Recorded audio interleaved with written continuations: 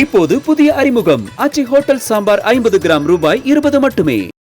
மத்திய பட்ஜெட் அறிவிப்பால் எந்தெந்த பொருட்கள் விலை குறையும் என்பதை பார்க்கலாம். புற்றுநோய் சிகிச்சைக்கான 17 வகை மருந்துகளுக்கு வரி விலக்கு அறிவித்துள்ளதால் புற்றுநோய் சிகிச்சைக்கான செலவுகள் கணிசமாக குறையும் என்று எதிர்பார்க்கப்படுகிறது.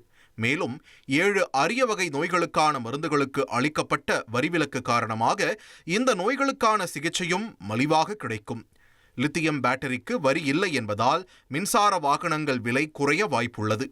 அதேபோல் மைக்ரோவேவ் ஓவன்களுக்கு சுங்கவரி விலக்கு அளிக்கப்பட்டுள்ளதால் அதன் விலையும் குறையும்.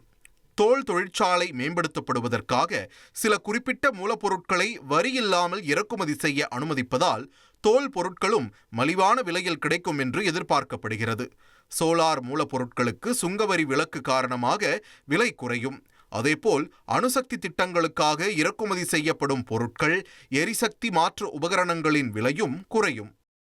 இப்போது புதிய அறிமுகம் ஆச்சி ஹோட்டல் சாம்பார் 50 கிராம் ரூபாய் 20 மட்டுமே.